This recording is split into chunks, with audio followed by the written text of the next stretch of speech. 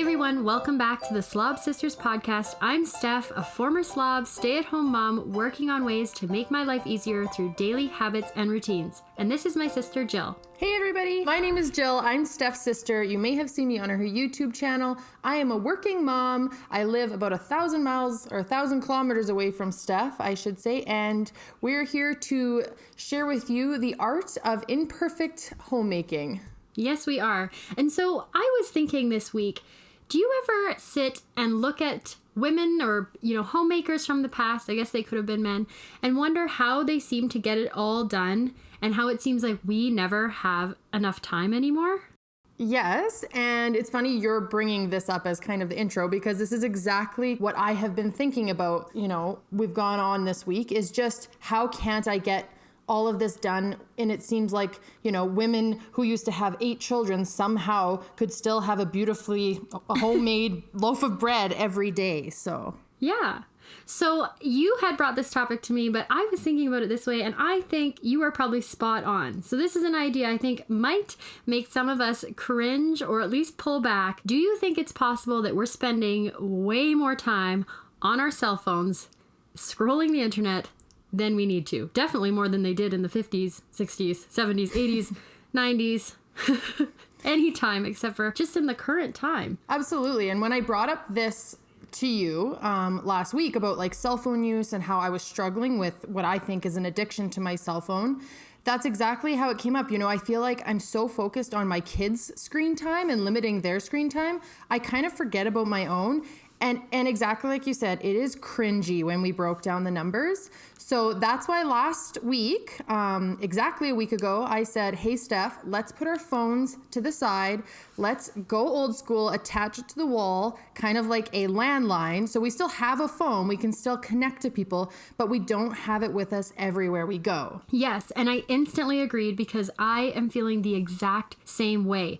My phone is attached to me constantly, and I am always looking at everything and nothing at the same time. For some reason, I seem to be spending tons of time on there and really doing nothing, scrolling nothingness. Nothing productive is being added to my life. I'm not learning anything. I'm just looking at useless stuff. So to get this started, let's look in the phone usage part of our phones and tell me what amount of time you've been spending on your phone on an average week. So not this last week when we've done this experiment, but the week before and kind of the couple weeks before that. What was your average time? Okay, so before I talk about the week before, and I haven't said this to you before, we're, here recording, I failed this last week. I failed so miserably. I almost did worse in this last week because I was restricting myself from my phone. And no. I know. I didn't do it. I couldn't do it. And that makes it even worse that I had this, accountability with you this week and I still couldn't put the phone down. So I actually a diet when you decide to go on a diet and then just totally binge on all things junk. Exactly. It was because I couldn't and wasn't supposed to be on my phone that I just kind of was like, well, I shouldn't be, but I am. So I'll just go all in and just be on my phone all the time. And so I'm sorry, but I didn't do our challenge. And the funny thing is, it was my idea to come to you last week and say, let's ditch the phones this week. And obviously it's a bigger problem than I thought because I couldn't do it.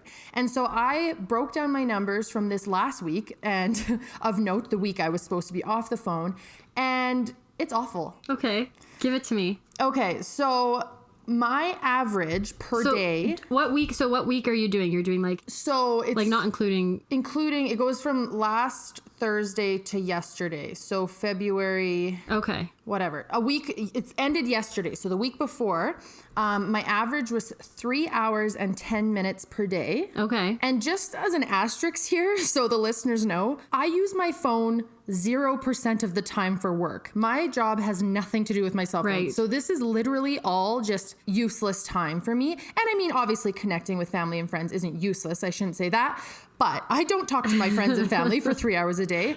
My worst day was... Let's be honest, the phone app isn't ranking high in your most used apps. No, I don't even think the phone app ranked at all in my most used apps. So my worst day was last Sunday, and I spent 5 hours and 34 minutes on my phone, which is Whoa. awful because that's one of the days that I spend with my kids. I've got 2 days off to spend with my kids. That's one of them. And 5 of those hours, over 5, I was on my phone. So that's 23, over 23 hours I spent on my phone last week. Wow.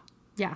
Okay, well, I'm about to make you feel a lot better because I did take up the challenge. I was all in. I know my phone is a problem for me. It's one of the reasons I went on a huge kind of social media hiatus last fall was because it was just getting out of control. And so for me, last week, before you came up with the challenge, I was very similar. 3 hours, 30 minutes per day on average, and a total screen time of 24 hours, 34 minutes that week. That is more than a part-time job. Yeah, that's a whole day there. And you know what? We're not alone. It's crazy. We're not alone, Steph, because I looked up the average adult in the US spends 3 hours and 43 minutes on their phone. So we're right there with them. We're average. Well, I'm below average, so I'm giving myself a pat on the back for that, but not by much. But and then it breaks it down by apps, and I've got like 6 hours on Instagram. Doing what? I don't know. Nothing, probably. I mean, I do use my phone for work. I use it for my YouTube channel. I use it to promote.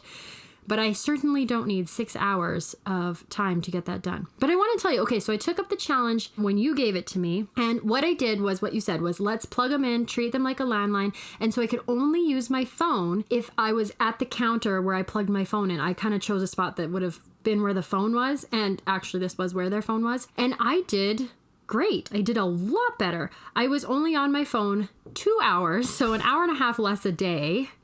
And my most used apps were the internet, like looking at news. I think I looked at the Olympics a lot. I would sit and kind of watch Olympics or set it up. So there was that. But also because I've been learning to play piano this week, I did use my piano app was the second most used at 2 hours and 32 minutes because I've been practicing piano. So that's pretty good. I'm going to even so I'm going to take those 2 hours off because that's not really scrolling. I'm learning my piano, which I'm very excited for. But wow, what a difference. 40% less time than the week before just by moving my phone to a location and not having it with me constantly. And I even left it at home when I went out to get groceries, to pick up my kids, to drop them off. Because I always end up scrolling while I'm waiting for things. But no, I just left it at home. And guess what?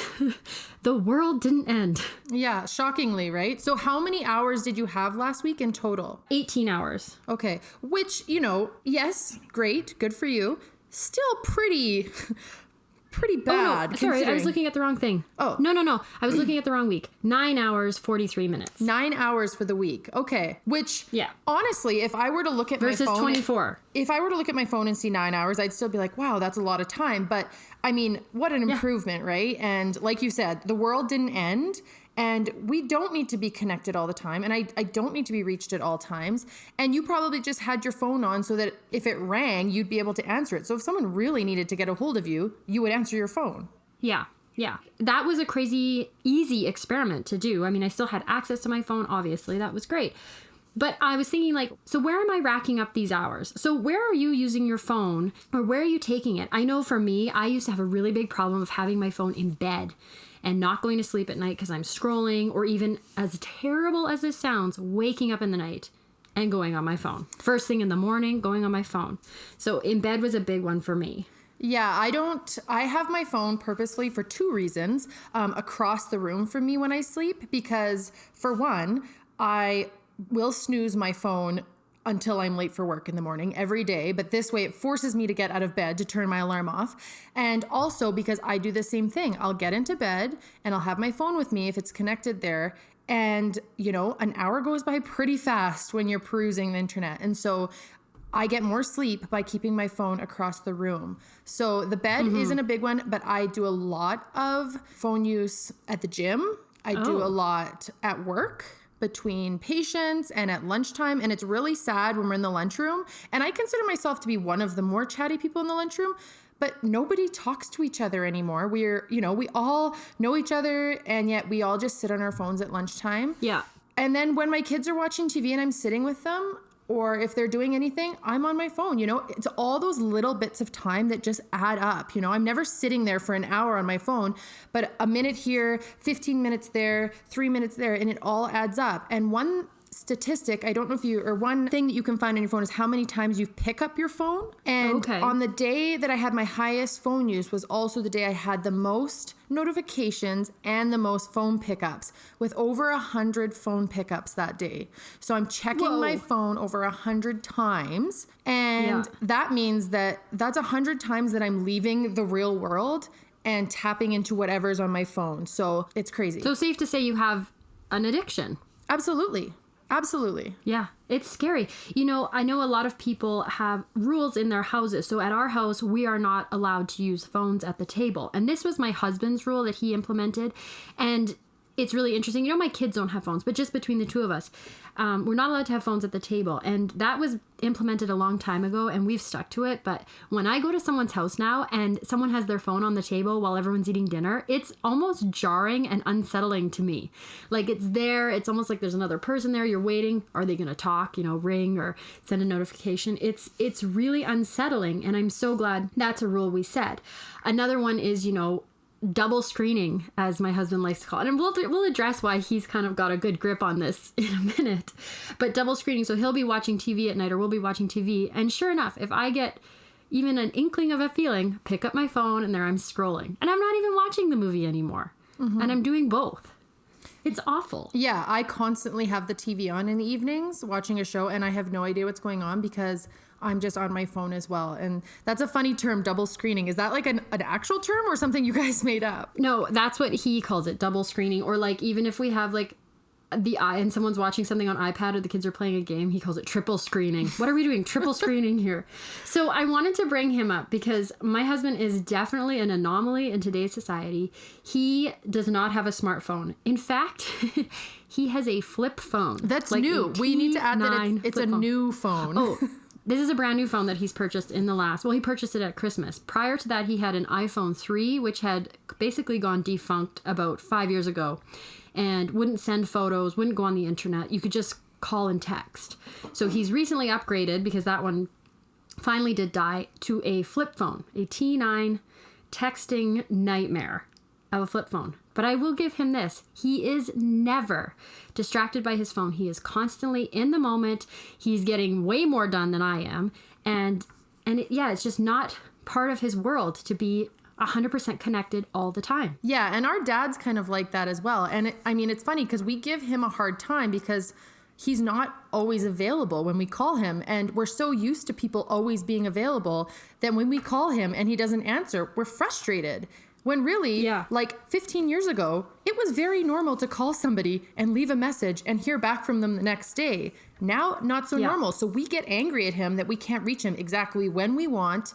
And that's unfortunate because he deserves the freedom of not always being reached. And definitely. No, I was laughing with some girlfriends the other day and showing them, you know, they were talking about how much they text with their husband. I said, here's the last text I got. And it was from the beginning of December. And it's middle of February now. Like 2.5 months have gone by without us sending a text. We phone each other if we have to talk. But it's just, it's a really nice relationship, I think, to kind of leave the technology out of it. And we grew up in the 90s, so we didn't have this, and it's definitely a throwback to that feeling. And it's nice just to be able to pick up the phone and call him when I need something, not text and then have to wait for a response, and then he has to wait. And I think it definitely helps stay off of it. So yeah, I wanted to bring up him and his stuff because he's the one who's really laying down the law at our house. But obviously, by my usage, you can see that I'm getting away and just going on it anyways. So do you think this is what is eating up people's time, that they're not getting stuff done? Like, are we using our phones and it's kind of tricking us into thinking we're doing something, but we're doing this instead of being productive? Do you think this is really the crutch? Or do you think if there weren't phones, we'd be doing something else? I think it's a bit of both. So one thing I wanted to bring up was a question that you put on your Facebook page. And this was about a year ago, but for some reason it kind of stuck with me. You put on a question on your Facebook: what would you do if you had an extra hour in your day? And you had an overwhelming response from people saying, I would start out a workout routine. I would go for a walk with my husband every day. I would spend quality time with my kids. I would work on my self-care. I would clean my house, all of those things. And I think in reality, and I'm guilty of this too, if I had an extra hour, sure, I'd love to, do something ultra productive like learn an instrument or something. But I would probably just spend more time on my phone or in front of the TV. Because if you look at how much I'm already doing that, clearly I have that time. And yeah, it's here and there. I have some time to be being more productive around my house. And I think if we put our devices away, we could be doing some more productive things. Because one thing I looked at, because I was thinking, well, what would I do if I got off my phone? Maybe I could, it'd be fun to learn a language. That's kind of one thing that, everyone kind of wants to do, but never quite does. And I looked it up, and on average, it takes somebody 600 hours to become fluent in Spanish, which apparently is one of the easier languages to learn. For me, Sure. If, let's just say I took my phone time and put that time towards learning Spanish, I would be fluent in Spanish by this summer. Oh my goodness. Really? Yeah. Yeah, that's amazing. So, okay. I don't know. Go for it. As a mom who says I constantly rush around, I never have enough time in the day, I don't see my kids enough, I don't do this, I feel a bit guilty now because Sure. I have a bit more time than I thought I did. And I don't know about you, but have your kids ever called you out on your phone use? Because my daughter does all the time. I'm on my phone and she's trying to show me something. And it was just like last week. And I think this is actually one of the things that kind of, made me bring this up to you is she looked at me and she said, Mom, listen to me. And I felt terrible. Yeah. Yeah. I think that's a huge one, especially when we have kids, is forgetting to be in the moment with them, living in our lives, right? And the phones are such an easy escape. And I get it. Being a mom is hard and it's tiring and you're exhausted, and it's such an easy brain escape, right? To get away on your phone. But man, I don't think it's healthy at all. Do you remember a few years ago when I was addicted to Candy Crush? Yes, of course I do. Completely addicted to Candy Crush. And you spent you spent a few bucks on that app if I don't if I remember correctly. No, yes, that was a different app, like Farmville or something. That I did spend. I think I spent like $600 on it. Oh man, I know, it's awful. Anyways, so I was completely addicted to phone games. Any game that went on my phone, I was addicted to. And so I finally realized. I think it was after I added up the amount of money I had spent. And I'm embarrassed to say it, but you know what? That's real life. So it happened. But I added up and I just said, this has to stop. And you remember I put my phone off. We went camping for the week. I turned my phone off and said, no one call me. I'm not answering. If you need to get a hold of me, phone my husband. And that was it. I took phone games off. I never installed them again. And I replaced my phone game time with reading. And so that was 3 or 4 years ago. And you know how much I read now. And that's what's taken the place. And wow, what a way more fulfilling hobby than breaking jewels on Candy Crush, right? Absolutely. I've read like probably 100 books since that. I read around 40 to 50 books a year. And before that, it was like, 30 hours a week on Candy Crush. Terrible. Yeah. But so that's one thing you can do is, replace. So you could say, instead of sitting here on my phone, I'm going to read a book. It's still relaxing. You're still not having to get up and do anything. It doesn't take a lot of energy, but at least you're filling your mind with something slightly more wholesome. I mean, it depends on what kind of books you're reading, I guess. Yeah, but I mean, then the nothingness. Even our dad, like kind of going back to him, who he doesn't normally have his phone on him, he always has a book on him. So if he's in the waiting room or if he's on the bus or if he's doing something in the car waiting to, you know, pick somebody up, he's reading instead. And I mean, I don't think it's realistic for us these days to say no phones at all. I don't think I could ever get there.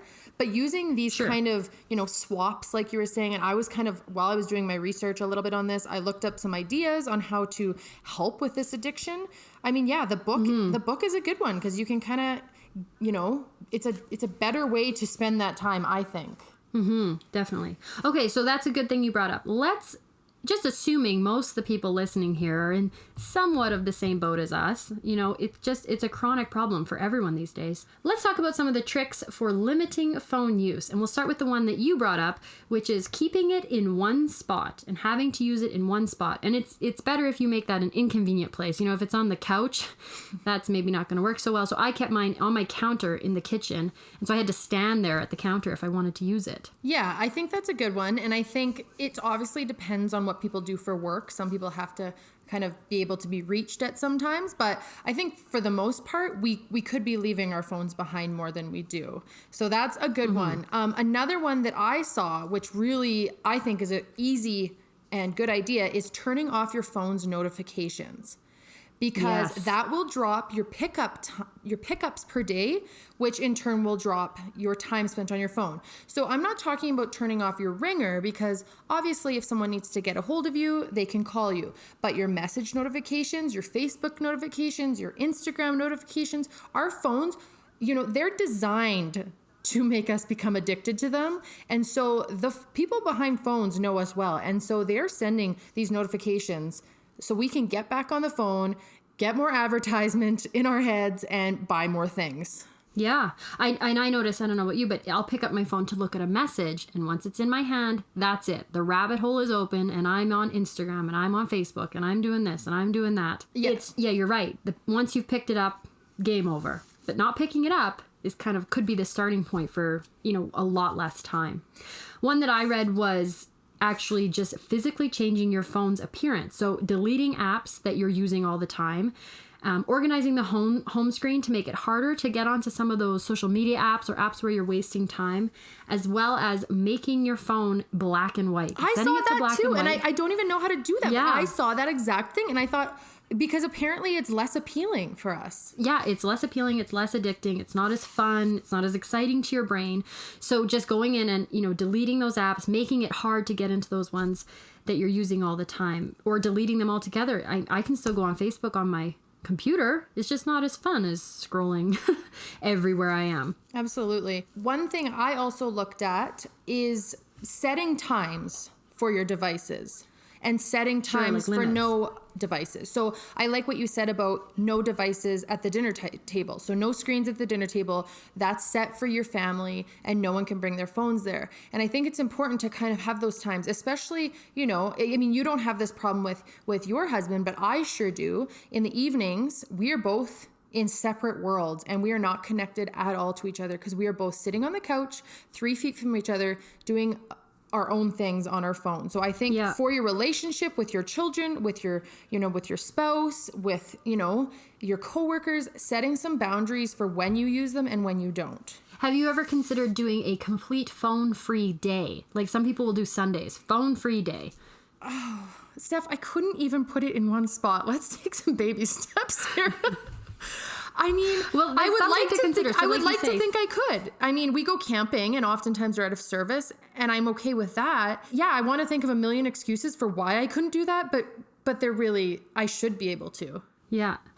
Another trick that I have used in the past, and this is kind of just a physical, again, a mental trip for you, is putting an elastic band around your phone where the swipe right to unlock the phone is. Oh. Just that tiny little barrier to your thumb can sometimes be that reminder, like, do I need to go on here? You have to physically move the band to open the phone. It's just a funny little trick to trick your brain into not opening it up. Again, it seems like really the key here is to not open it in the first place, because once you're in there, you're in too deep. It's game over once you're in there. And it's funny because one of the things that there's a lot of apps for this is, you know, it sends you a reminder like you have used over the amount of time that you want to. I mean, they just don't work. I've tried them. I know my friends have tried them, and you mindlessly just turn that alarm off when it comes on and just continue what you're doing. It almost, you know, after a while you don't even think about it. So I personally don't think those work, but for some people maybe they'd be a good reminder. Yeah. Okay. So we've gone into what we're doing, probably wrong, and what we can do. So what are you going to do from here? Now you've got this Spanish you can learn. We know what we're doing. How are you going to stop? Because it sounds like this is something you really want to stop for yourself. So what are we going to do here? Yeah, I think for me, the steps I'm going to take is turning off most of my phone's notifications, because clearly the pickups per day is a problem for me. Yeah. I'm also going to put my phone in my bedroom during the evening times that I'm spending with my kids for that couple hours. I mean, we don't get a lot of times. I go to work all day. Those times I spend with my kids are precious, and I want to be there 100%. And so, you know what? If I need to make a call, I can do that, or if I get a call, but otherwise I want to be there. I want to be present. So those are the 2 steps I'm going to take. I want to start small, because for me, I just, I can't jump all in right now, but I hope that that will make a difference. And I'll be curious to see in a couple of weeks how my time goes down. Do you think that checking your time spent on your phone daily might make a difference? Similar to, if you were, trying to lose weight, you step on the scale and you can kind of watch your progress. I don't. You don't think that would make a difference? I don't, because it's not actually stopping me from picking it up. Whereas the actual, not getting the notification and having to walk all the way to my room will stop me from actually picking it up. Whereas me looking at the time on my phone is just another minute spent on my phone. I mean, yeah, I need that actual, disconnect between using it and stuff. So yeah, maybe we should start a family group chat and you have to share it in a screenshot. Absolutely. And our mom has a problem with phone use. Well, too. Our mom has a problem. Everyone has a problem. This is probably one of the biggest crises facing people these days.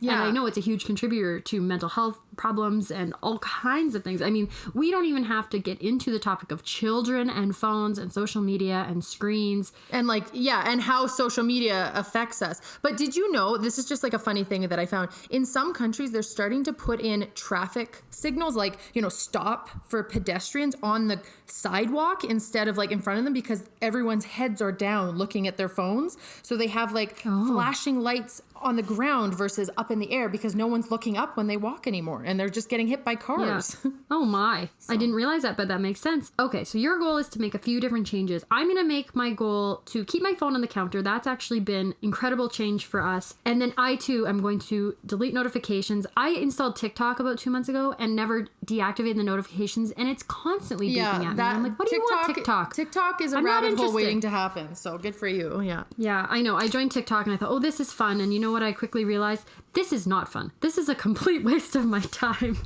It's just, there's definitely some funny stuff and some great content on there, but you have to go through a lot of videos to get to it. So I think I'm probably done with that one for now. And I know it's the way of the future, but that's okay. I'll stay in the past. Yes. Okay. So I feel like we've definitely confessed to some of our huge phone usage sins. It's okay. The most important thing is to remember we're trying our best, but realizing where we can probably make some improvements. I'm interested to see if you get more done productively if you make those small changes to your phone. So make sure to keep me updated. Yeah, and we'll talk about it in a future podcast. I think this is one we could definitely revisit. Yeah, I'm proud of you for actually following through with the challenge I came up with as I didn't. So good for you, because it sounds like you made big improvements. So I'm inspired.